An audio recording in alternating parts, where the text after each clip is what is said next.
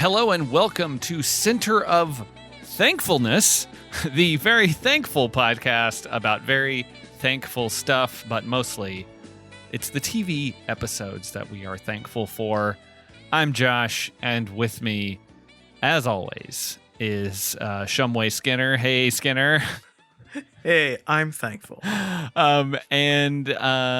This time on the show, we are covering something that we've been talking about for a very long time. We've always tried to figure out, how do we cram this in there? How do we find the right spot to drop in this very I hesitate to use the word significant series in television history. I don't know if that's very fair to say, but this time on the show, we are covering, finally, ALF. Starring and popular Twitch streamer ALF. Which you can go onto Twitch and ALF is streaming. That is wild to me. We'll get all into that very soon. But specifically, because it is November, because it is almost Thanksgiving, when you are listening to this, should be coming out the week of Thanksgiving. We are covering a two-parter, big, significant episode, Season 3, Episode 7, and Season 3, Episode 8, Turkey in the Straw, from November 14th and November 15th, 1988. So a two-parter over 2 nights. They knew that they could not sustain that rhythm into over a full week, so they had to put them both out within the same week. Can you imagine the promos for this? People have been so hyped. And by people, I mean me at age 10. Yeah. They would be losing their minds over this. Oh my God, a two-parter? What could they do? What could they do to need to break up the typical ALF formula and spread it across 2 episodes? And the answer is not that much, honestly. You could be, the way everyone kind of talks in this show, and I have to imagine it's because they're working with a puppet. There's a lot of dead air between people saying one thing and then people saying the next thing. If you kind of chop that down, get rid of the neighbors' Thanksgiving, get rid of the whole play part. This could be one episode, easy. You could even include all of that and still do it in a faster way. Like, I think they must have had an episode order that they had to figure out how to fill, and they were like, we'll just kill 2 birds with 1 stone, and we will do like a 2-parter and just make it very easy. And the crazy thing is that they had an episode that came out on November 21st, which is the Monday before Thanksgiving, and it wasn't the Thanksgiving Day episode. I mean, if you had taped it to your VCR, you could watch it again with your family at Thanksgiving. This is true, but they really very easily could have said, like, they could have truncated all the stuff at the beginning, like, and said, ALF ate all of our food for Thanksgiving, and so now we're going to eat at the neighbors. Or they could have just said, like, we agreed to go to Thanksgiving with the neighbors. Like, why did we do that? And like, I don't remember. They helped us move a table upstairs or some bullshit that you come up with, very easily. And they're like, well, we're stuck in it now. So now they have to go over there, and that leaves ALF alone. And like, you could very easily do all of this, but yeah, they really had to stretch this thing, because it feels like we said, we've done episodes of just regular like dramas that are like 42 minutes that felt longer than both of these episodes. If you get rid of the sax solos, and don't worry, yes. There's a lot of sax in this, a lot of sax scenes, and the recap of the first episode in the second episode, they're 19 minutes. There's nothing to them.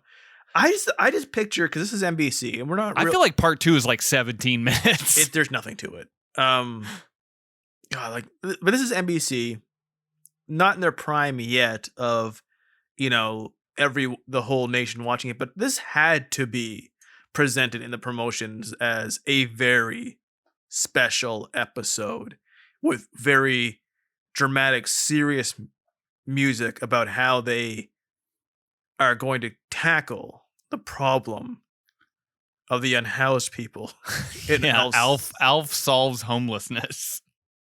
How do we? I mean, he doesn't, how do we but- cover this character and what they call him 900 Well, I mean, times? Well, okay, yes. So we'll just reference it up front. Obviously, this is very outdated language. This is 1988. They do not have the appropriate ways to speak about these folks. It's clearly it's clearly improper the way that they're talking about this guy. They refer to him quite a lot as bum. And there are different ways that word can be used, but they definitely use that word a lot. They do pay some sort of lip service to the idea that like you shouldn't call him a bum. They say like maybe don't call him a bum, call him a homeless person, which again is also kind of outdated language. And they're not being awesome with it, but they're also not being as bad as they could be. So it kind of cascades. We have the neighbor who is played by Seinfeld's mom. Yes, I was very excited to see her pop up, Liz Sheridan. Yeah, she's great, and she's great in that. There's only one performance that is possibly more nuanced or interesting, but she brings some life into the show. She's like just very excited when she pops in, and she has this baby Tony Danza in her house, which is great. That's like baby Jerry Seinfeld, basically, but just more New York. There's no one else in the house who's using dats and duh like he is. But like, so she's the worst. She's the most neighborhood Facebook group, call the cops. He literally says he's bringing down property value. Yes. Stuff like that. Not, as far as you could go on TV, there's no like threat of violence type of things. Then you have the elf's quote unquote parents, I guess. What would you call Willie? Like, I mean, I guess, yeah, kind of his adopted family. So Kate, the mom, is more understanding than the neighbor, but she's less understanding than Willie, and Willie is less understanding than Elf. Yeah, there's like sort of there's a hierarchy of them dealing with this unhoused person. And I did find it kind of interesting when Raquel, that's Liz Sheridan's character, the neighbor, when she comes over, they do make a comment like where she says something about the guy, and she refers to him as a bum quite a bit. And she the mom, what's her name? Kate? Yeah.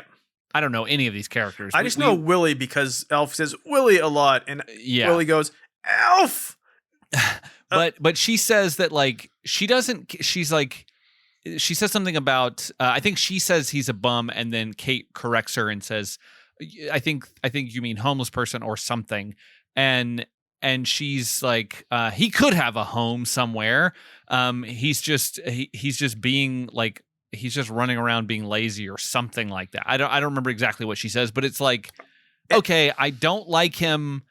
It's not because he is unhoused that I don't like him. It's because he's just in my neighborhood and he looks dirty and different, which is not necessarily better, but it's like there's some nuance, I think, to her anger. I was just trying to figure out, because of this conversation where Kate is the more understanding and tells her not to use the word. Yes. And then she uses the word a bazillion times at Willie, and Willie keeps going homeless person. And then Willie keeps using it to Elf, and Elf is like, don't call him that. Yeah, it's a whole weird thing. I think we should step back just slightly and do what we do with a lot of these shows, which is what is your relationship to Alf? Now this one's difficult because in that I don't remember that much of the show, but I loved the show. I had elf stuff from Burger King. I had a talking elf doll. when it said such phrases as "Here, kitty, kitty," "Hey, give me 4," "Where's the fridge?" And when its battery was low, it would sound like "Your kitty, kitty, kitty, kitty." I gave him a haircut too. So it sounded like Willie. Yes, I liked the cartoon. Which first there's the Elf cartoon where he is Gordon Shumway with a Hawaiian shirt on his back on his home planet. I want to point out, so the story of Elf is that he has left his planet. His planet had a nuclear bomb go off and it's destroyed. So I was checking the Elf wiki, and because of this, all his family members on the Elf wiki, while they do not have a status deceased, are all referred to as was. Whereas Elf is referred to as is. Wow. So they're carefully saying that all of Elf's family from the cartoon have died. So does the cartoon take place before the series? Yes, he is. So it's a prequel. Yes, and then there's also Elf Tales, where Elf is just being Elf in fairy tales. And then you said that there is a Elf sequel movie. Yes, Project Elf. There was the Elf Talk Show. Wow, which failed. We were like gripped by Elf fever. I think we weren't, because all these things failed. It was literally called Elf's Hit. Hit Trying to bring it back. It was Elf's Hit Talk Show, and it lasted 7 episodes. It was supposed to be a regular thing. He is currently streaming. This is the wildly terrible person, Paul Fusco, who created him and continues to try to make Elf something. But I loved Elf as a kid. Watch with my dad. You know, we'll talk. Know the Elf theme song for the cartoon, which is fantastic. We'll talk about it with a friend of the show, Phil Gonzalez, all the time. But like the actual Elf show, if I don't remember much other than, you know, Willie being tense, which I didn't even remember how tense he was. Not much there. But how did you fall into Elf's a little early for you? Yeah, it's a little early. I vaguely remember Alf. I vaguely remember the show being on, because it was on for a decent amount of time. It was on for 4 seasons. So it would have been early, like it ended, 91 or 92, something like that? Yeah. So although IMDb does say that it ran until 2004, which is not accurate. March 24th, 1990 was canceled. Yeah, I think there was some like release, some special release or something that came, and they're like counting that as an episode, which is all bullshit. But like, so I do remember like I remember something, like I just remember it being around. I remember seeing like commercials and stuff for it, but I don't really have any conception. I think we can all say, like, admit that for a good chunk of time, the thing Elf was most famous for was, hey, remember Elf? He's back in Pog form. That is exactly what I was getting to. I was exactly about to go that route and say that was my main understanding of Elf, was that he was back in Pog form. Like I didn't really know much about him. And so, but I was looking through Paul Fusco's IMDb, and the reason that you mentioned that he was kind of a bad guy was because a couple of years ago, like maybe like a decade ago or more, some video emerged of him doing like some behind the scenes video, essentially, of him playing Alf, like being in the puppet, having the Alf puppet, and then just saying lots of slurs, including the N-word, over and over again. And it was really uncomfortable, even for someone who had no connection with Alf at all. It was just like, this is incredibly inappropriate. And like, probably that guy's probably mad that ever, saw the light of day. But like, I was looking through his IMDb, and he really has pushed Alf into every possible direction that he could. There's a TV movie from '87 called Alf Loves a Mystery, which I guess is a spinoff of the show. Because I don't know that did the show even premiere at that point? Was it even out, or was he just was he just some character that they? Because I don't even know if the show was on the air. Oh yeah, it was 86. 86. So Yep. spin-off movie, some ALF mystery show. It was a Saturday morning special. Looks like. Looks like he was in an episode of Matlock as Alf. Alf was. I don't know how that's possible. Whether that was some it was a TV thing or something. Oh, I see. Matlock goes to LA to defend a TV producer, and I guess he meets Alf. Like, I want to explain, like, it is a joke, and I have a picture on my. Is how much I love Elf and Garfield.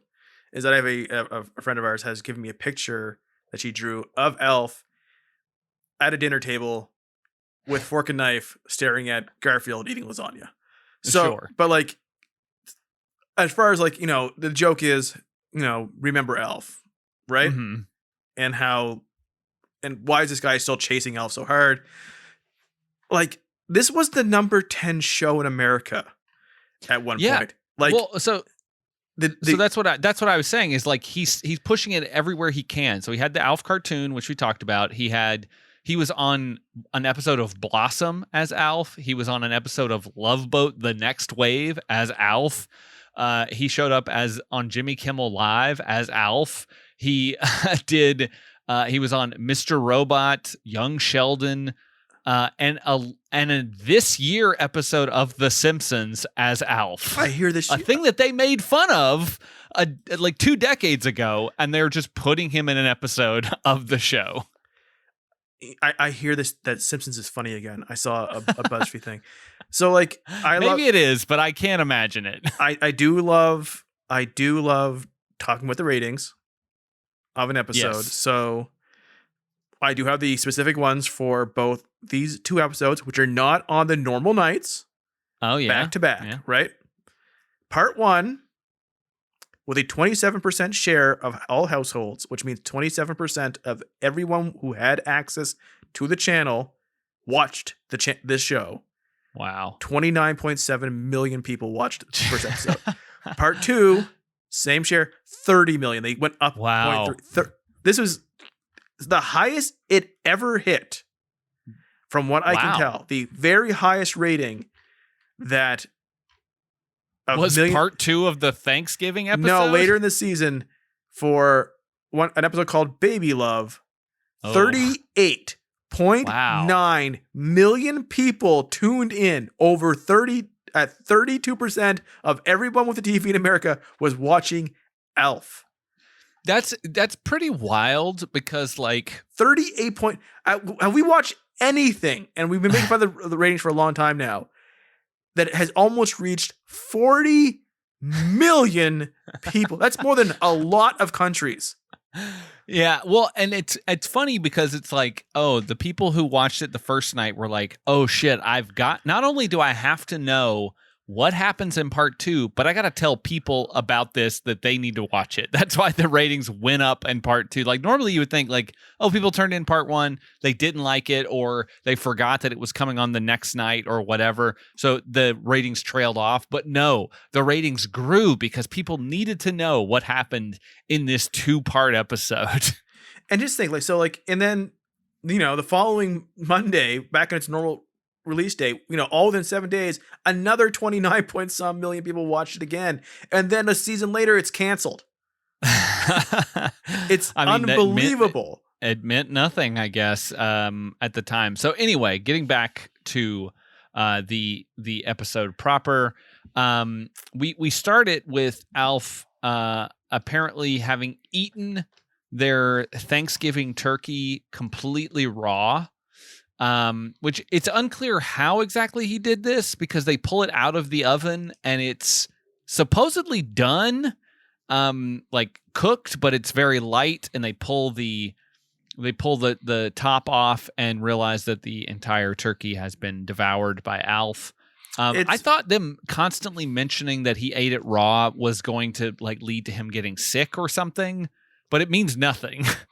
What's more confusing is that if it never got to the point of being cooked, Have you ever cooked a turkey?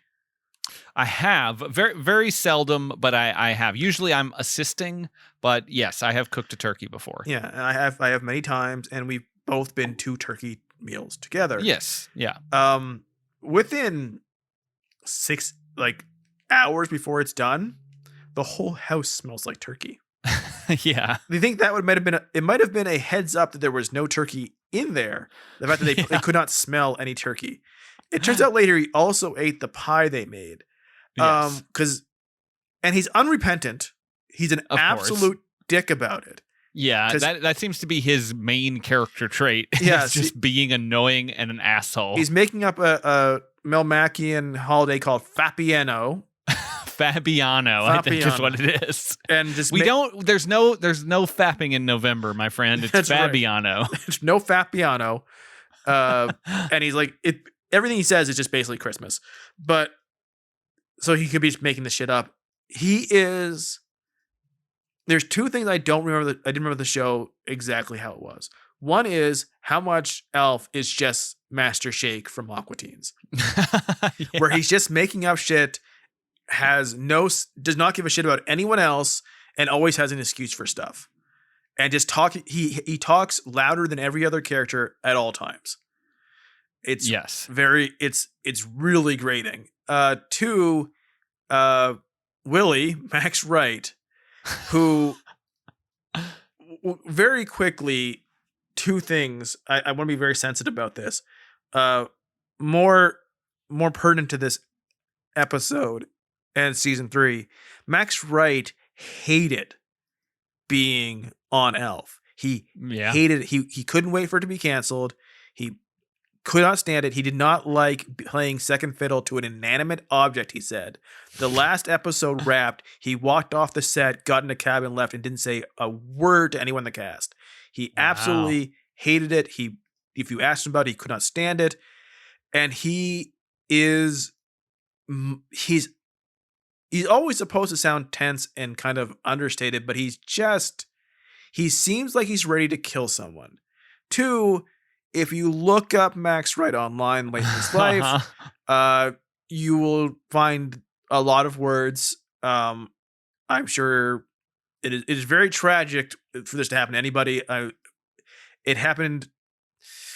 The tabloids like to have certain words that very kind of offensively put this, but like he was homosexual.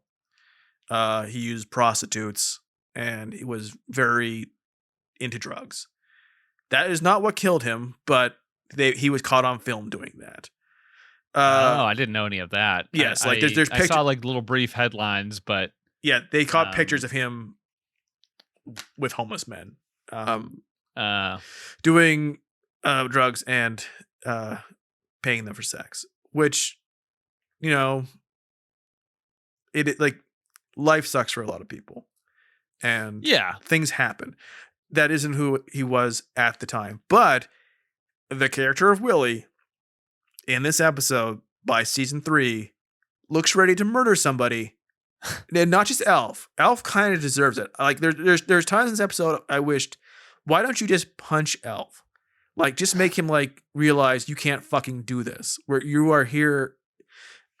I understand that the setup of the show is, and this is going to sound stupid, is that Willie is a radio enthusiast and Elf followed his radio signal to Earth thinking it was something else and crashed into his house, and Willie feels like he owes something to Elf. I didn't know that for some reason. I guess I didn't realize that was the the other stupid thing is like he names him Elf, which if you are unfamiliar with Elf, the runaway hit TV show that 30% of the country watched at one time, it stands for Alien Life Form, which you would give maybe a nickname to a alien character, like, E.T., who cannot talk, who does not speak our language, and whose name, if we knew it, probably unpronounceable.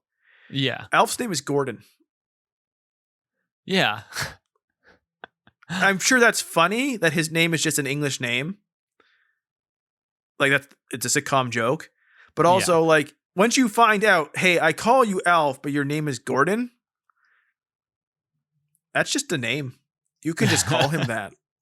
Like, you just can't, instead of calling him by your label that you are an elf, Alf, you could just call him by his Melmac Christian name. Yeah. I like that they have a family and first name structure on Melmac as well. I assume, it because Alf appears to be a Christian. He sings a hymn. That's right. That the word of our Lord Jesus Christ has reached Melmac. Jesus has gone there and said, hey, it's okay if you guys eat cats. That's cool. Just don't blaspheme. Probably don't play cards on Sunday. I don't know. Depends what fucking religion you are in Melmac. But, like, keep it up, guys. But with this episode and so many Thanksgiving episodes, because we've watched, one or two, and movies during this time, I do not understand the idea that if somehow something happens to your turkey on Thanksgiving, that you simply do not have any other food in the fridge. And in fact, everyone in the family in the neighborhood will pity you. And you can't have, like, he goes out and he gets Cornish hens, which they do explain that they are frozen and he could not possibly cook them and thaw them in time. But it is acted like they are pariahs and there is no solution.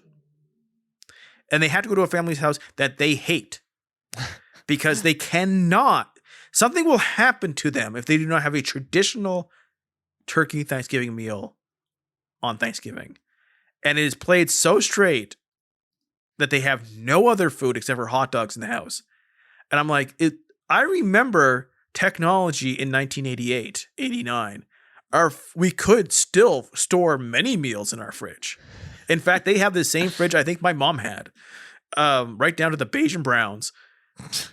Well, why do they need to go somewhere else? What couldn't he have just gotten some steaks or a ham? Something. All gone. They is there a pandemic? Because I remember going to a pandemic. There's only fucking soup in the store and meatless meatballs, which for some reason was a protein that nobody wanted in Minnesota when the fucking store shelves were empty because everyone was panic buying. There was no fucking anything with cheese powder. There was only soups. All the stuff, anything with the leafy green was gone. Every piece of meat was gone in the grocery store, but Beyond Meat meatballs were there aplenty. What? They taste fine, Minnesota. What is your problem with it? It's not American. But I think that they strike me as the type of family that they need to have a very traditional Thanksgiving meal. They do have a ham.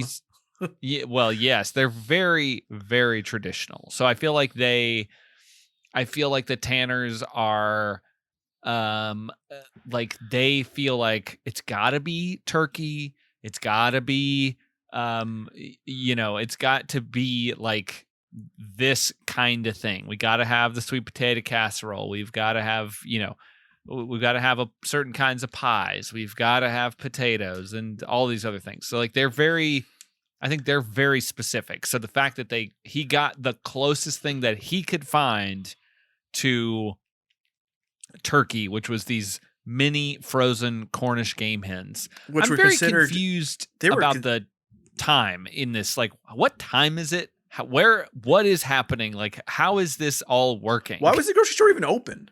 I don't know. It's like he went out. Is it Thanksgiving Day? Because if it is, where, like, maybe he went to like a like kind of a convenience store or something. With Cornish then game why hens. Would they have frozen Cornish game hens? I don't know. He was very mad. Like, every time they questioned him about it, because they act like he came home with garbage. These would actually be very expensive, especially then. Yeah. And they're like, why do you? There were out of turkey. There was no turkey. And it's like, it's like he's getting closer to killing them the more they pester him. Just realize that this is the second great Tanner family of sitcom fame along with the Full House family, right? Well, this is before that though, right? So Full House was a couple years later. You think they're related? They're both in California. Oh, maybe they are. Yeah, because they lived. So the Tanners and Alf live in the San Fernando Valley, which is kind of near where I live, and that whole it's a big area. So and then the Tanners for San Francisco. We're San Francisco, yeah. So NoCal versus SoCal. Yeah, I guess so. That's very, very much possible. They could be related. I'm surprised there was there was never an ALF crossover. Well, the family went into the witness protection program and are in Iceland. I hope they are okay this weekend with the volcanic activity. Oh Jesus, yeah. Let's hope that Willie Tanner has not preemptively killed his entire family and then himself, worrying about that. So where are we in this episode? Basically, Alf, he's fucked up Thanksgiving. Their neighbor comes over, tells them about the unhoused person that she's seen lurking about. And then we find out that Alf ended up actually throwing out some of Willie's old clothes and also put out half of the pie that Kate made for Thanksgiving. He ate the other half, of course, but he left them out there, and then he left them out there to give to that person, I guess, because he knew someone was lurking about. He left them out for that person. Alf has a good heart. He has a good heart. He doesn't care about the family he lives with, but he does care about that person in the street. He's totally fine ruining their day, but he ate the full fucking turkey that he would have gotten some of if he had simply waited for it to be cooked. Yes, yeah. If he could have waited, but he basically he tells us that on his planet on Fabiano, they eat from basically the minute they get up until all the presents are unwrapped. So it seems like Fabiano is kind of a combination of Christmas and Thanksgiving and all kinds of holidays. Kind of more like Black Friday where you wake up and there's leftovers and you eat all day. Oh yeah, I guess so. And then there's a tree, and then there's other things going on. And so I think back then there was no Cyber Monday. How did they live with themselves? They would they were still tired from beating the shit out of each other on Black Friday trying to get a television for $40. A 19-inch terrible CRT. Yeah. So Willie is taking some garbage out in the rain, and he spots someone open, or he sees that the garage door is open, and he goes inside and he finds a man inside wearing his old sweater that Alf threw out, as well as an old jacket.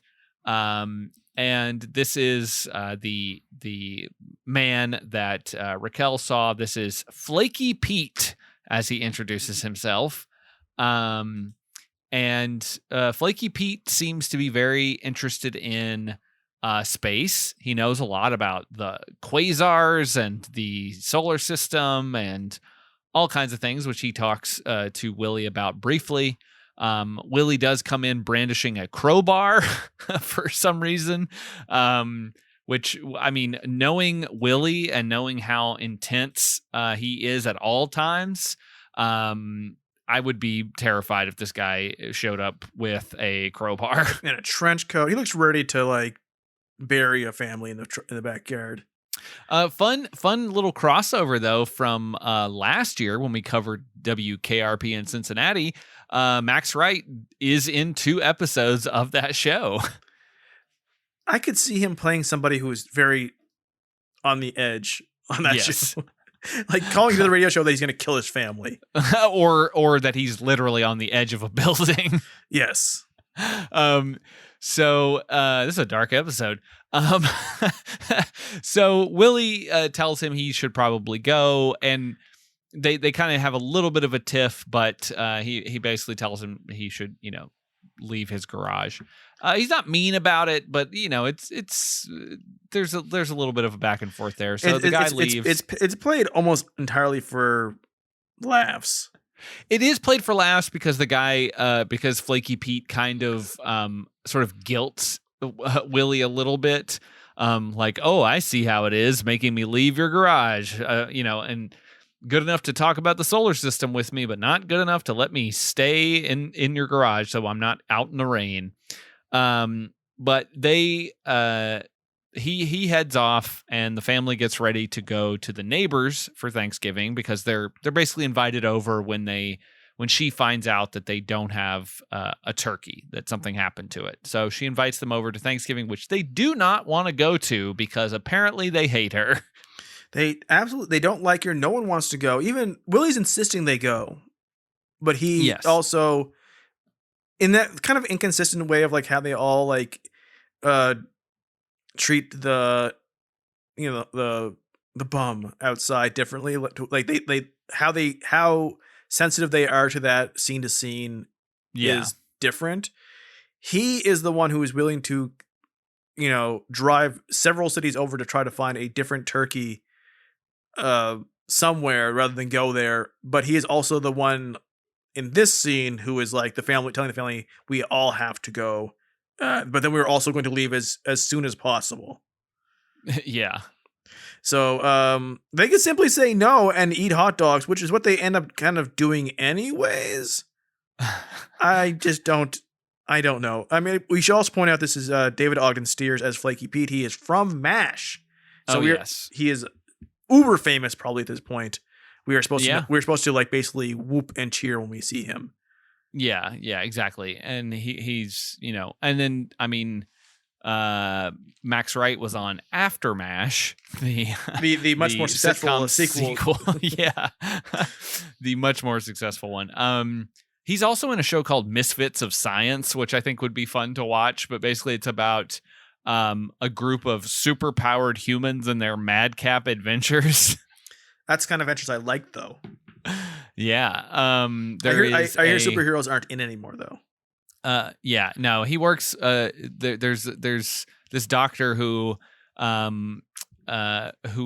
specializes in human anomalies, and he works with a shrinking Dr. Elvin L. Lincoln.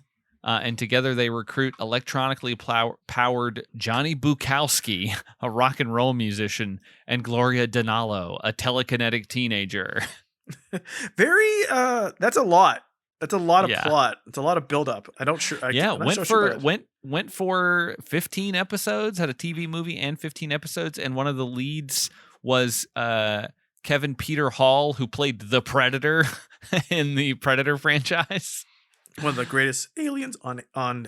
Yes. Besides aliens, why didn't Alf meet the Predator? I'm sure Paul Fusco at some point pitched that just to get him on TV. One of the lead telekinetic teenager was played by Courtney Cox in one of her very early. It was a very NBC episode of our show. I wonder if Alf has played Alien vs. Predator, the video game, on his Twitch stream. Oh, probably. We should definitely investigate Alf and his Twitch stream. By which I mean I'm never going to do that. I turned it on for 5 seconds when I was researching this episode. When we were trying to figure out if there was a Thanksgiving episode, when I was like, I cannot believe that somehow that has escaped my attention. I'm very surprised by that. Like, is he like dressed as Alf? Yeah, it's just Alf there on like it was a few like I watched 25 seconds at most, but like fucking it was just there was Alf on Twitch, like just not like a tape thing, with live Alf. So it's not like a CG thing. No, it's the Alf puppet. That's so weird. And so he's just sitting there off. How is he playing games? I can't. Maybe it's a lifestyle channel, or he could just watch footage, or someone else is playing it and he can pretend that he's playing it. That's so weird. So like when you go to look at the Alf Twitch channel now, I think it also just is playing. It's just playing episodes on a loop. So if you want to, anybody could go do that. It's not going to be me, but you could do. But that. like, are there? I'm trying to see what this thing looks like. If you're not live on Twitch, it will just play older broadcasts that you've done. Yeah. But I was just trying to get sort of a sense of What he what does. the hell it looked like while he's playing games. But so far, I can't seem to find anything that actually like works. It looks like it's just clips of old episodes, so I'm not sure what that actually looks like. I'm very compelled. So maybe, despite what I just said, I may go back and try to scroll through one of these at some point and see what the hell this thing looks like, because it's so bizarre. The fact that the Twitch is just housing an Elf channel that just is constantly always on playing sitcom episodes of Elf is also bizarre. Yeah, and you can, I mean, and they have it on on YouTube as well. There's all the episodes are there on the official Let me read Alf some of the channel. the quotes that are currently in the chat room. Ha ha! Elf is a fun guy. I always liked Mr. Belvedere and my two dads. I bet he gets all the girls. Oh. Domestic god. What? Let's see what else is there. Anything here? Addiction because he was lonely and needed to fix to cope with it. That's probably about Max, right? Oh no. But yeah, very odd monetizing of the Elf franchise by putting everything he has up for free everywhere officially. Yeah, it's interesting. I'm guessing it's trying to build a base for a future another reboot of Elf. Yeah, I think I saw something that said like there was supposed to be one in there was a potential for an Alf reboot in 2018 that never fully materialized, and so then it basically just went away. Like they never went back to that. It's also very difficult to search for this guy because there's also a photographer named Paul Fusco. And when you look for them, you get some insane photos that Paul Fusco has taken. Really, really interesting stuff. Kind of sort of disturbing. So I will, just put that little caveat out there. There's some of them are kind of difficult to look at, but I thought that was the guy who did Alf, and I was like, holy shit, what happened to this guy? But it's the photographer who's much older. So and if you're wondering why we're not talking about the episode of Elf, nothing happens. Oh yeah, sorry about that. We should get back to it and try to finish literally it up what a happens. little bit. So Flaky Pete calls the alien task force. Yes, he spots Alf. So that's it. Yeah, he spots Alf. He calls the alien task force. He gets their number from the operator, which I thought like, oh, is this some sort of like trickery that he's actually undercover and he's he's like part of the government operation and he just happens to stumble on this, or because they reveal later in the episode that they've gotten a call from this same address before from Raquel several years prior, which I think was probably the premiere episode. And so I was like, oh, okay, that would have made sense that he was there like doing a check-in or something. But no, he's just a guy who happens to know what the alien task force is and how to get their number from the operator. Well, he was in the military. True, but that's very bizarre. I guess that would explain why he would know what that was even called. Well, apparently it's well known there's a $5,000 reward for finding an alien, and that they found they have found aliens in the past. Yes, so they do know about some things. So anyway, he calls them, asks for the reward. They realize that they think he's they think he's a kook, as they call him, but then they realize that the address he refers to is the same address they looked at several years prior. So they're like, all right, let's go figure this out. So Pete then goes inside and confronts Alf, and that's where our cliffhanger happens for part one. We get a very long here's what happened in part one for part two, and then we get the full credit sequence with the great saxophone credit music, top notch. I really enjoy it. It's very good. There's no storytelling in it like we sometimes get with our it's Elf sitcoms intros. It's Elf in a gray suit. Yes, human doing suit. like a presentation. But his presentation is the show, but he's showing it to the Tanners. Things that they've already lived. Where did he get this footage? Alf is set up a series of security cameras around the house. They all think it's pretty funny because there's a scene in it where Willie looks at their footage of the show and smiles, which seems so fake. No one's ever looked more phony. Seems very counterintuitive. He's smiling to keep from screaming. It's just everything inside. There's a brokenness to the inside of him. And you can totally see, like, I can totally understand his position of where he's coming from with, like, not wanting to be the sort of second fiddle to a guy and a puppet. Like, I get it. I totally understand. Because the guy did Broadway stuff and theater things, and like, I can totally understand how that would be incredibly frustrating for an actor. It was like, I've heard enough times that, like, so the set is such that it is a set built on top of an area where the puppeteer can walk under, and that causes problems with things breaking and stuff. Like, I've heard that it was a very difficult show to make. Like, I imagine so. They would be shooting late into the night and everything else. But no one else on the show also, fucking looked like they wanted to kill somebody on screen. And then the rest of them seemed almost still shot that he was as angry as he was still on the last episode and had absolutely no nothing in his heart for, like, this show that probably made him quite a bit of money. And yeah, I mean, I'm more sure famous than a guy that looks like him probably should be. That's what always amazes me about people in sitcoms and something from the 80s and 90s who, like, become super famous but don't, because it's TV and not movies, are kind of bitter about it, or like, I didn't like this about the show, it typecast me. Like, you're a fucking bald skinny old man. Like, what career did you want? Like, there's room for one, and it's John Lithgow. Everyone else who looks like you, they'll never get this spot. And as of year 2000, you will never be famous.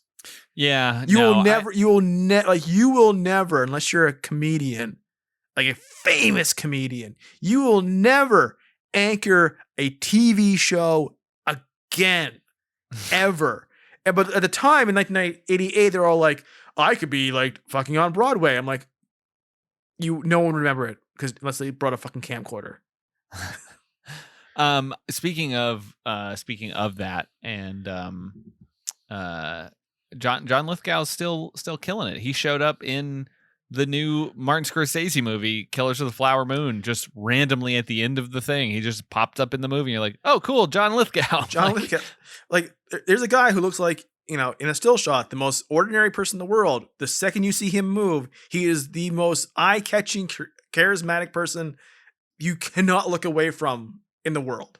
Yeah, no, it's I can understand that this Max Wright's, like, anger at this show, and I can understand, like, he probably signed up because, hey, this is a show that's on a national network, like, let's see what happens. Just like Nightmare Cafe. Yes.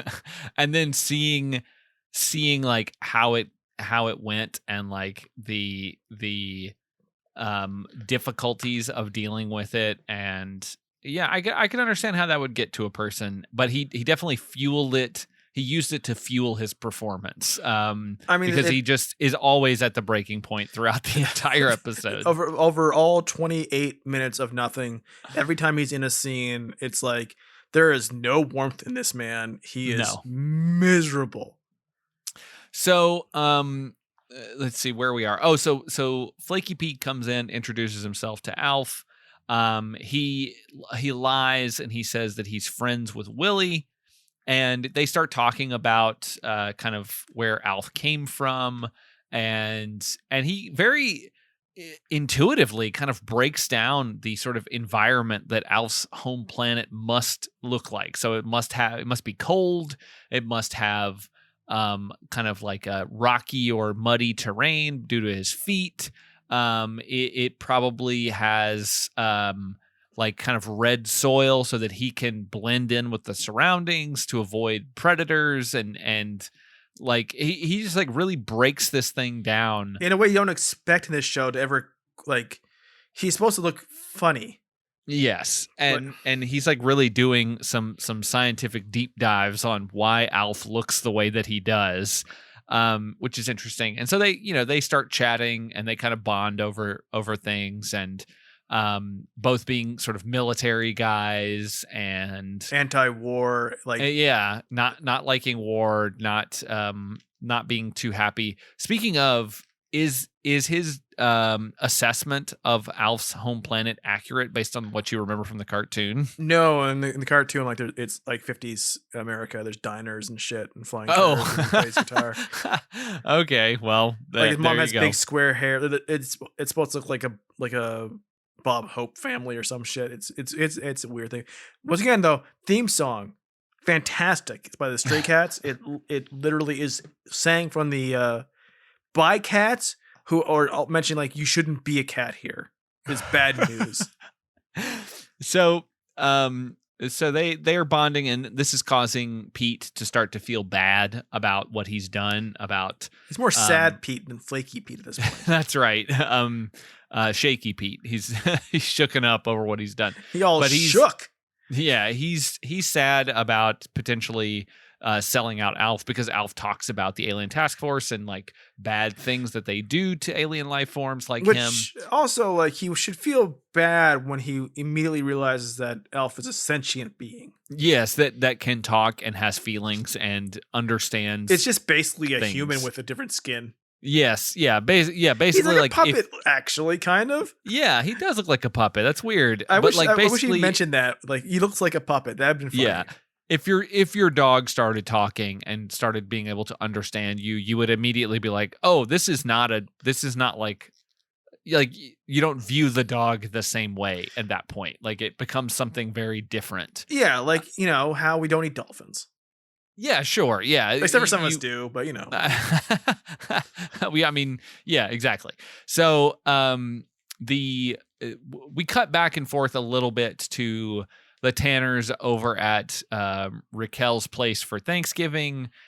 There's some goofy shit happening. People are doing they're doing like opera singing and breaking mirrors and things like that. There's a real creepy guy who tries to hit on the sister. I don't remember all these characters' names. The sister, unfortunately, the two kids are kind of not in the show episode that much. Besides, the little one is doing Lynn and Brian. But Lynn gets hit on by this guy, Dudley, who's a dud. And he says, "Yeah, call me Dud," and she's like, "No problem." And then he kind of jokingly says, "Hey, remember when we used to take baths together?"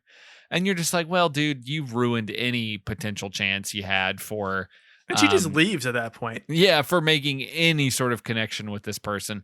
And I looked this guy up because he looked familiar to me and I couldn't figure out why. And it was not who I thought it was, but it's this actor named David Nell, who he's been in a bunch of random stuff that you might have seen, but I immediately recognized him from this incredible scene in the movie Pig from 2021 with Nick Cage. I don't know if anybody's seen that out there. You should. It's an excellent film. But he has this amazing single scene with Nicolas Cage, and he just has this incredibly expressive, emotive face, and it's a really like incredible scene in this movie that's surprisingly good. And very emotional and everything, and it's just like, oh, that's where I know that guy from. He happened to be in a random episode of ALF where he hit on one of the leads. Like, it's just so not recently, decades ago. Yeah, it's so very strange. He's also in My Blue Heaven, which we covered back on PredictoCast. We sure I don't did. remember him from that, but I don't remember a lot of My Blue Heaven, except for Steve Martin's kind of as annoying in that as Elf is in this. Yeah, exactly. So anyway, they're having a bad time, and she goes back over to Lynn goes back over to the house and brings Alf some food, and then later on, Brian and his little friend, is that Trevor? Is Trevor the incredibly New York kid? Yeah, I think so. I think Trevor is the little kid who's like very he is very oh wait, no, it's not him. Trevor is the dad. So I don't know who the kid is. I don't know if he's credited. Maybe he's Jason. Could it be Jason? It should be just called Tony. I mean, Like- the kid's real name is Shaggy Murphy. Which is the best name I've ever heard. He was barely in anything. He was in a movie called Big Girls Don't Cry, They Get Even in 91 as kid number 1. And then he was in The End of Innocence in 1990 as Ricky. And then these 2 episodes of Alf. And that is it. I mean, 30 million people watched him in this, though. I mean, yeah, I'm surprised he didn't get a bigger role. But yes, he is the most New York kid you've ever seen. For no reason. Like, the rest of his family aren't. He could have flown in for the holidays, but like, there's no other dances in this episode. Yeah, we continue the Tony Danza through line with this little kid, because absolutely he could have shown up as a Tony Danza cousin or nephew or something. Oh, actually, was he a Maselli?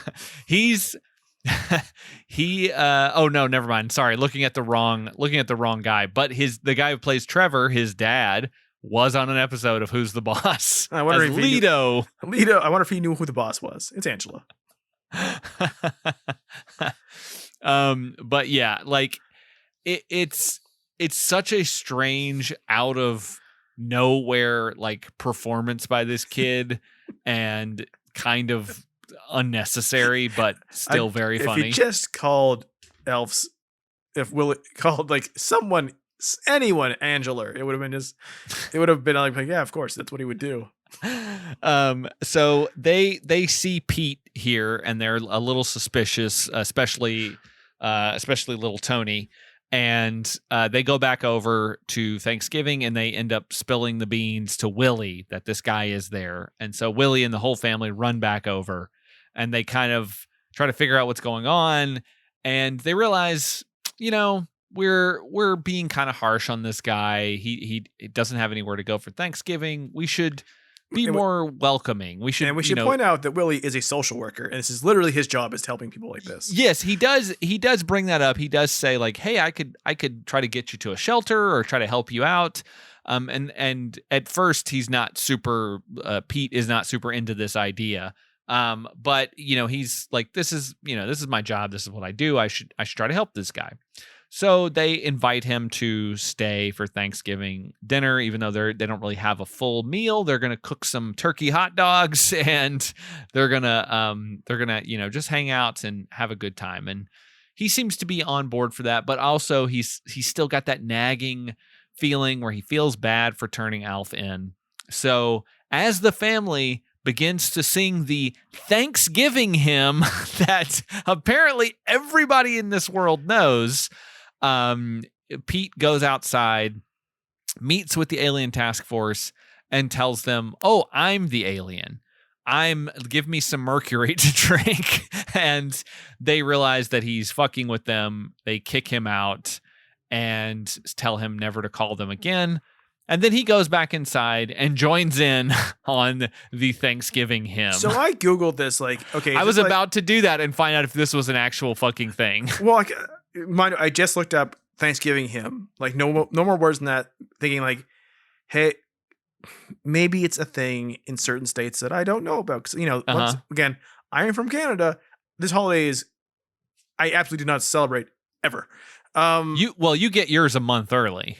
And it's not exactly the same thing either, but it doesn't have to do with pilgrims. This wasn't when you guys came over. You sailed to Ocean Blue with Columbus in 1492. That's what Thanksgiving is, right? Well, we have a really good summation of the Thanksgiving story from our friends Alf and Brian in this. Yeah, but yeah. So I thought, okay, maybe I just somehow missed this. If I look up Thanksgiving hymn, it will give me a singular Mm-mm. answer. No, nothing. The top 20. Oh boy, that's like I can't wait to sing all 20 this year at the Cracker Yeah, Barrel. I was I was looking. gonna walk into the Cracker Barrel and start singing it. I was looking through to try to find like some, and I cannot. I It is can't such a figure out choice. what they. Why did they think this is the fucking end of like the Peanuts? Thanks, like why did they have to break into song? Yeah, I'm trying to look through. I found some that have on godtube.com. I found some lyrics of a couple of these, and I'm just trying to see if any of those like spark anything that I remember. And them spark joy. Yes, anything that I remember of like from what I heard in the episode, but I can't. I imagine they felt like they couldn't do a very religious. But they talk about. I think they talk about like God and the Lord in that hymn. I think they do, but like if they just said grace and mentioned God a little too much, it might have been too much. So, but if they're singing, people might be going like, "Oh, they're just singing a song. They're just singing a song." You know, it's about God, but it's just a song. It's about what would happen if you walked into this small town with that attitude, liberal. It's just a song. Well, but also it's got to be a long one because I was so shocked for a long time. He leaves, goes across the lawn, gets inside, has the conversation, gets kicked out, walks back to the place, and they're still singing. I can't imagine a meal where everyone at the table in my family were singing that long. And Okay, not so ironically. I'm gonna tell a little story here. A previous partner, she will never listen to this, so it's totally fine. Her family was very musical. They liked to sing songs at the holidays, and it always bugged me because that was not a thing that I liked to do. And I didn't really. They never like forced me to participate. But like they all grew up with like a very musical background. Like their dad, like the family had split up. They had gotten divorced at some point, but like the dad was a music minister for a long time, and so he grew up with lots of singing and stuff all the time. And so that's what the kids were used to, and the mom was still sort of used to that. So like at one point they like actually had like they found some printed up music and with lyrics and shit, and were singing and playing piano, and like I just felt so awkward because it wasn't something that I was used to, and it wasn't anything bad. It was just like not a thing It's inescapable. that I would do ever. It's inescapable when you're in the center and in the middle of it. Sure. And it was just one of those things where I was like, I can't participate in this because it just makes me uncomfortable in a way that like, and it was mostly not because I felt weird about them. It was more like I just don't have confidence in myself to sing. Like I wasn't a very musical person. I don't think that I have a voice that is good for that. And so I never wanted to do it. But it was it was one of those things. So these families exist. They are out there. They are singing songs. And I think the closest I've come to that is like, and this is completely different. It's like when friend of the show, Bo North, when we all get together, her husband and my wife are always at a 10 to 25% chance to break into a song, call and answer at any time. And it doesn't really have to make sense, or you may not see it coming, but it can happen at any time. But it's not in a way of like very earnestly, we're all going to sing the holiday song and let's get a piano out. That's a different mood setter. Yeah. And I can picture you sitting through it. I can absolutely do that. Especially you try to look up and smiling, and then trying to look back at your phone to be doing anything else. But it does amuse me thinking about you having to sit through it. I mean, they were all very lovely people. Like, I have no ill will towards them whatsoever. They were all very nice. They were all very welcoming and very very nice to me. When we were together, I don't really talk to them now, because why that would is you? what it is. Yeah, exactly. That is what it is. But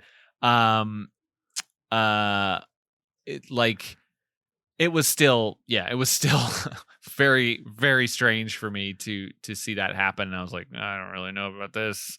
I once had my longtime girlfriend once. Her father would try to cook things to throw me off when I went to their house for like a Sunday dinner or something.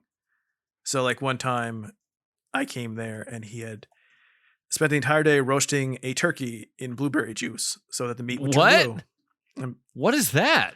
I don't know. He just brought out a blue turkey and said, "Hey, Brian, our family eats blue turkeys." Oh, so he was just fucking with you. Yes, he was just fucking with me. My girlfriend at the time was furious that he was doing this. And I just locked eyes with him, and I'm like, oh yeah, I can't wait to try this. I'm going to eat it all up.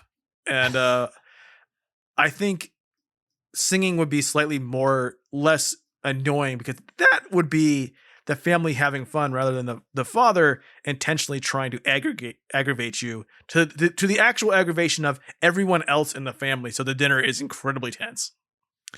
So I did scrub back through to see if I could figure out what the song was that they were singing, and I cannot find that song. When I put in the first part of the thing and I put lyrics, it brings me to a completely different song. Do you think they wrote a song for the family to sing, like a good minute and a half song?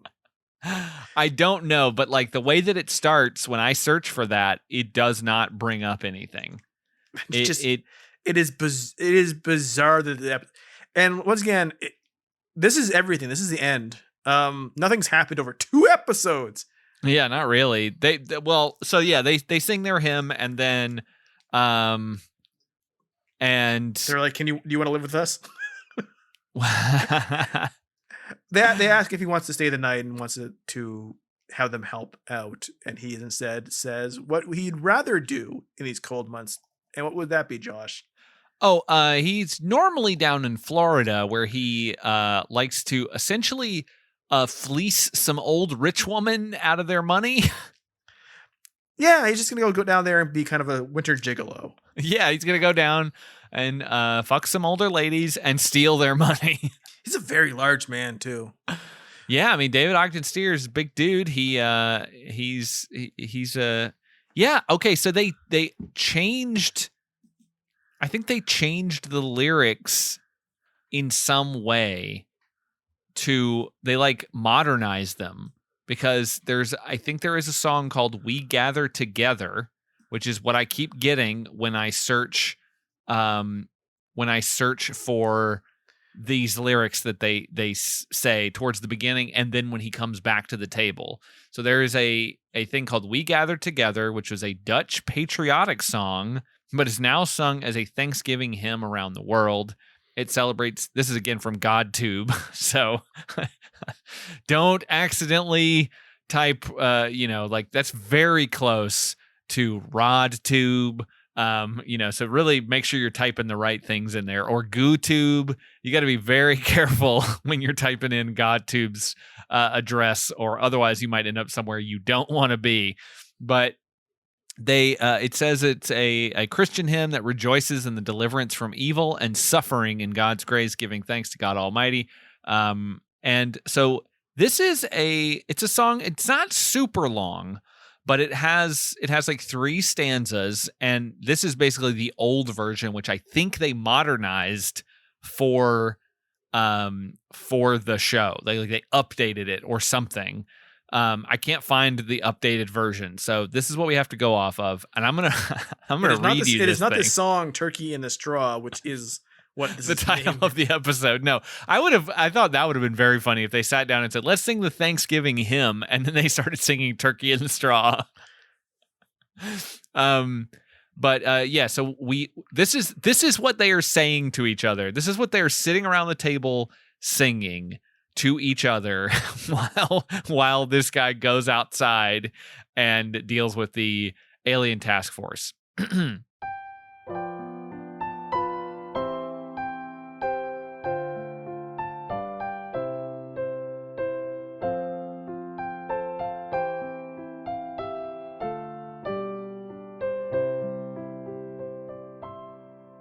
We gathered together to ask the Lord's blessing. He chastens and hastens his will to make known. The wicked oppressing now cease from distressing. Sing praises to his name. He forgets not his own. Beside us to guide us, our God with us joining, ordaining, maintaining his kingdom divine. So from the beginning, the fight we were winning. Thou, Lord, wast at our side. All glory be thine. We all do extol thee, thou leader triumphant, and pray that thou still our defender wilt be. Let thy congregation escape tribulation, thy name be ever praised. O Lord, make us free. That's what an odd thing to say to sing at your table before eating hot dogs. Before I gotta find like a piano, like a piano version of that to put it under me. A piano at that point. That's what Tony Danza would call it. Angela, I'm gonna play the piano while we sing the Thanksgiving hymn. Now to change every reference to duh. So Alf knows the song too, so he's... Yes, Alf also knows the song, so he is a Christian apparently. So they do this. They have this meal. It's great. But before he leaves, they practice for the kids' Thanksgiving pageant, which is happening after Thanksgiving. Sure. I mean, that's why. I mean, you know how people like to really... It is one thing when people who actually don't give a shit but just aren't ready for Christmas yell about you can't do anything about Christmas until Thanksgiving is over. Like they actually give a shit about Thanksgiving. It's just a meal, right? It's another... I can't imagine a single person on the planet the second Thanksgiving is over and going like, man, I need to go watch Thanksgiving play. I want to savor this holiday. I am not moving on to bigger and better things. I mean, the only thing I can think of is that, like, maybe it's the Friday after, but even then, that feels like not right. It feels like that's got to be the Wednesday before Thanksgiving at the latest. At the latest. Like, that is it. Like, once the turkey is on the table and you're having Thanksgiving dinner, you can't. It's over. You're moving on to Christmas time. Like. Black Friday is the start of the Christmas season as far as I'm concerned. So it is bizarre to me that he's practicing for something that hasn't yet happened. There's a lot of bizarreness to it. It's so strange. But anyway, so he heads off down to Florida to fuck some rich old ladies and apparently steals their cordless phone. Willie does have this great line of, as the guy leaves, I hope he stays in touch. And never has there been a less convincing statement. It is, man, how do you make a show with an alien puppet uninteresting? I don't know, but they did it, man. Nothing happens in this episode. Yeah, and it feels like this should be the type of episode. I mean, granted, it's not the prototypical ALF episode, but I don't even know what that would be necessarily. I imagine it's very similar to this, where something happens, he does something stupid, they get mad at him, something happens to make you realize that they both sides learn a lesson, even though only he should, and then they have a laugh at the end.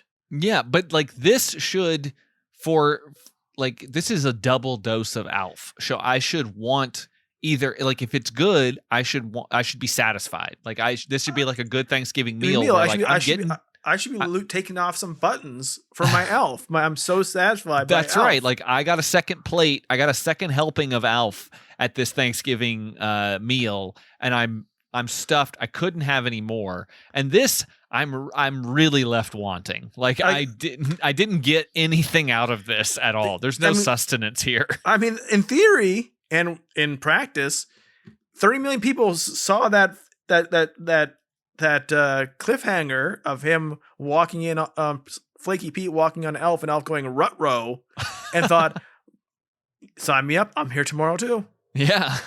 I'm canceling my Tuesday night plans to be here to watch this Alf episode. And think about how many puppet shows have failed. Like all of them. They all, even when the Muppets come back now, they fail. Like puppet shows fail. Like that. There's that episode, that show with the mixed Muppet and human puppet and human show. Oh yeah, that was on TGI Fridays, which we will get to someday. Oh yes, we talked about that briefly. I can't remember what the fuck it was called, but I know what you're talking about. But usually the puppet shows don't even last 3 episodes. Alf was a monstrous hit. Yeah, and yet there's nothing here. There's nothing. I loved the show as a kid. There's nothing here. I think we were talking about Aliens in the Family. Yes, Aliens in the Family.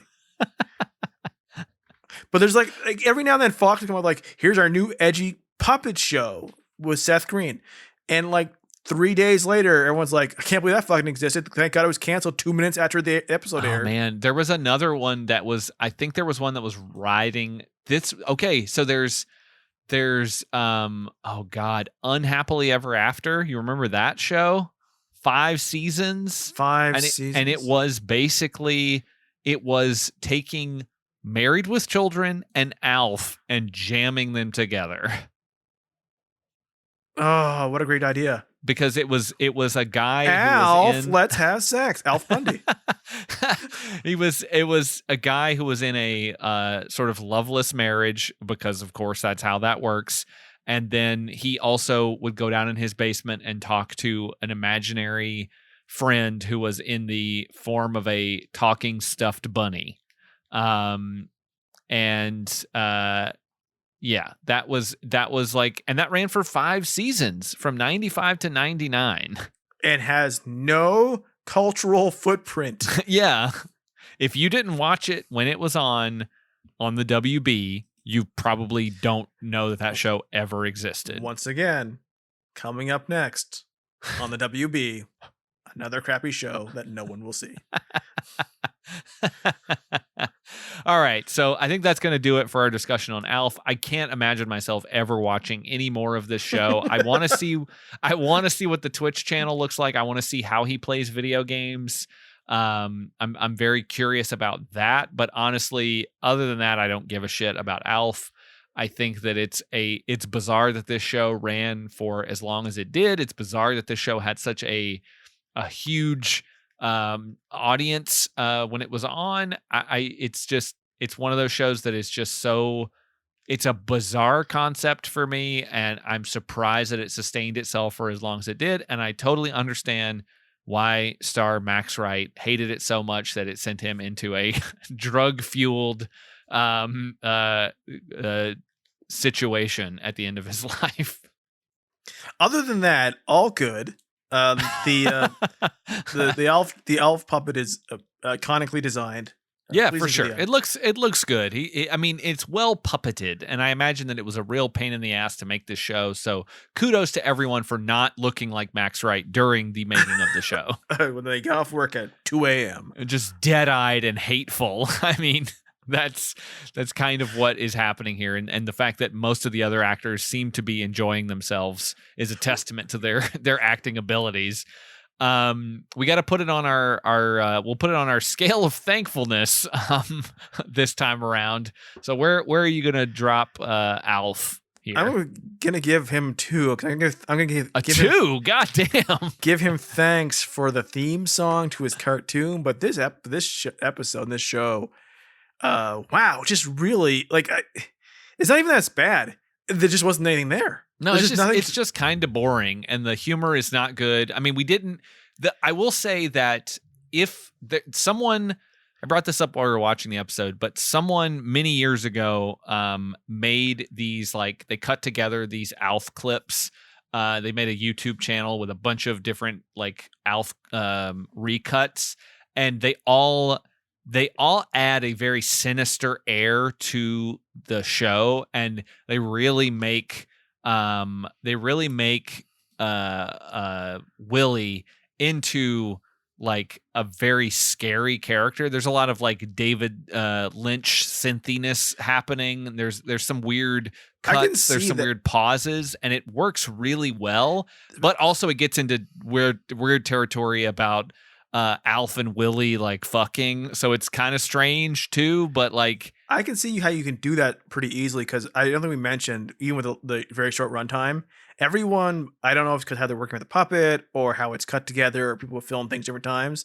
There's a lot of saying something and then no one says anything. Yes. For like a three beat, like especially with Max Wright, like he just said someone will say something and it'll be like 1, 2, 3, and then he'll like go like, Elf, this is the worst thing you've ever done. Ever. Well, and then it's pause, and then Elf going, you always say that. And it's like there's this pause between things, and it's really, you get used to it after 48 minutes, but like it's really weird. It's a really weird the timing of the show. There are times where there's a laugh track or it's front of I can't imagine to the live studio audience because of the way it's done. Yeah. But like there's a laugh track. There are long stretches where there was no crowd reactions. It just seems dead. There's literal dead air at times. No music. The saxophone stops for a bit, and people will Max will kind of mumble some lines that sound kind of aggressive, and then no one says anything, and it's just like, guys, there's like 3 seconds of dead silence on air right now. What is happening? And that doesn't sound like a lot when I say 3 seconds. In a sitcom where things are usually snappy, and then Elf is so fucking loud. I swear to God, if Elf was an episode with Steve Urkel and they were just yelling at each other, I would fucking nuke the planet. But like, where it's just like Max Wright saying something really, really low, angry, and quiet, and then there's nothing. Then Elf yells and does this whole Master Shake speech. It's the timing on it is honestly, it's horrendous. I will say that the funniest part of the entire show was the sort of almost anti-comedy-esque cuts to commercial that the show would do. Like, they're fantastic. Things would happen, and then it would just be the dumbest, deadest line delivery you could imagine from Max Wright, and then it would cut to commercial. Like, not funny, but very funny. It's almost artisanal. How, yes. Like, it's like you would bring any showrunner in, and they'd be like, "No, why are you doing that? Like, you can't do that." And this is like at their peak. It's bizarre. Yeah, no, it was pretty it was pretty good in that regard. Like I enjoyed the weird cuts to commercial when nothing funny happened, but definitely like worth it for that. I think the cuts to those would be like that'd be a nice super cut of just some random cuts to commercial from Alf and seeing what they did. But yeah, I think you gave it a 2, which is wild to me. Like, I feel like it's maybe, I don't know, it's like a little bit. I mean, well, no, it isn't. God, what am I saying? It is not any better than that. Like, it's still very bad. I think I gotta.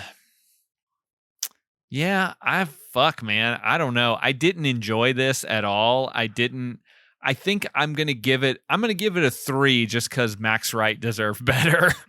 Like, I feel very bad about what happened to that guy. I feel very bad about how much he fucking hated doing this, show. It's all on screen too. It's all up there. Yeah, I feel bad for him, and I feel bad for what happened to him, and like it sucks that like his legacy is this kind of dumb this very dumb show that he probably I think I saw something where he felt like a little better at like later on down the road, like he, wasn't he didn't like fully hate it at a certain point, like he was just like whatever, it made people happy, so I don't really give a shit anymore, which I respect.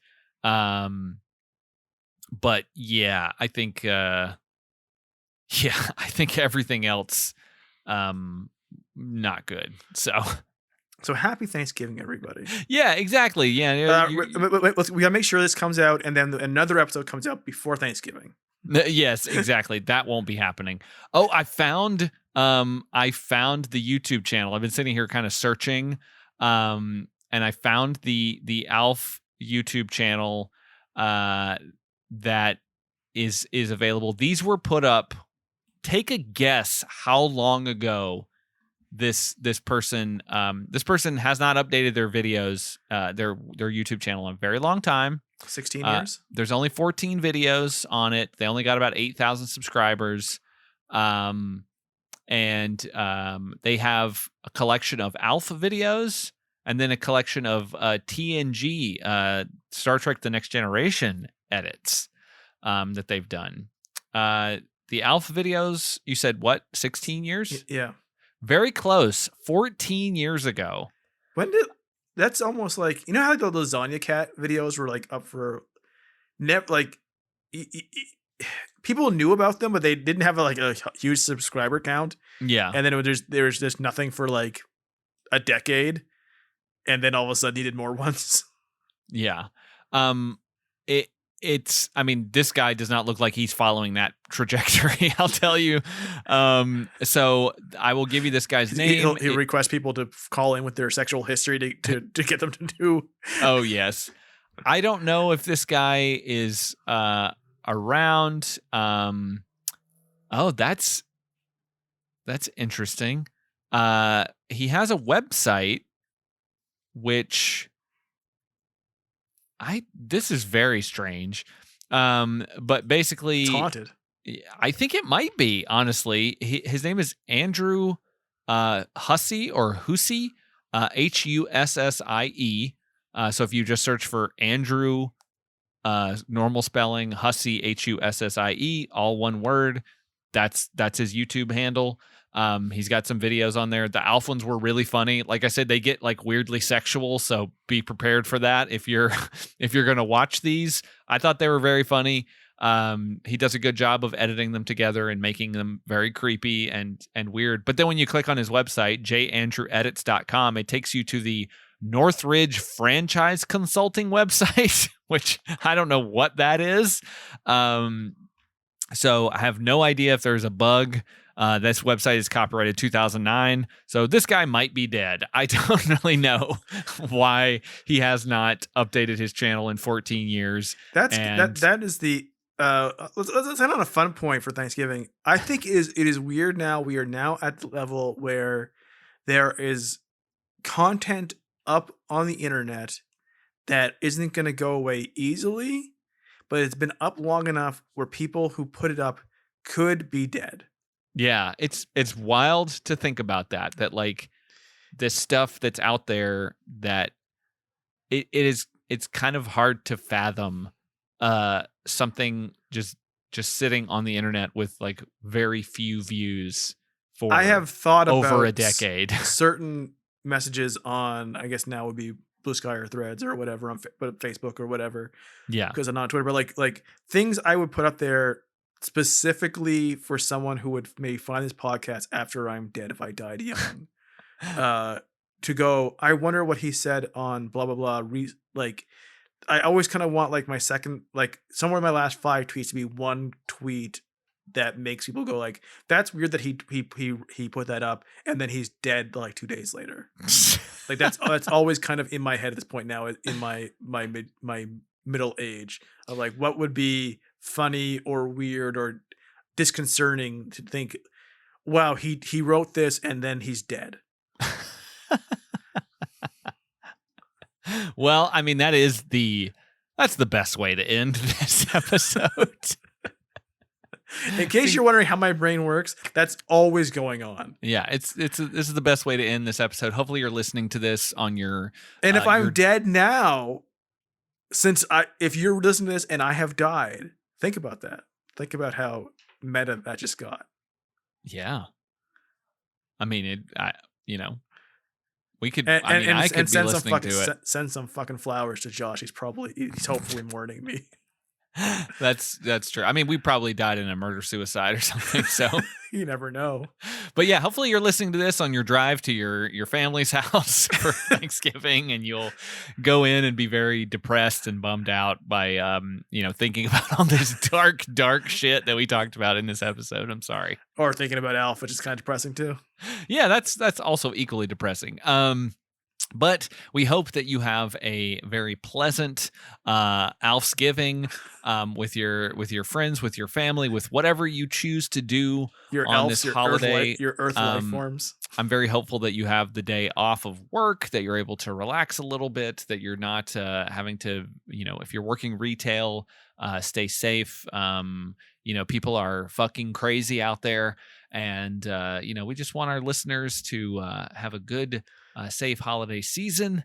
And, we'll be back in December with some Christmas content. We've got some fun stuff hopefully planned. Hopefully we can pull it off. I mean, if all else fails, we could cover season 2 of the Tim Allen Santa Claus series. Oh, I forgot that existed. Yeah, I forgot that they were doing a season 2, but it's out now. All episodes available. Last thought, I forget that when things drop like, hey, apparently there's a Shrek 5 coming, that there is a generation of people who like Shrek, unironically. That might be the most depressing way to end this ever. They don't like it because they think it's funny. They're like, cool, more Shrek. Good on you. You're crazy. But until next time, I've been Josh. I've been Shrek 5. And we want you to keep it weird, keep it thankful, and keep it Alf. And if I'm dead, I want you to think about how I'm in heaven with Elf. That's right. Wow, this is a dark episode.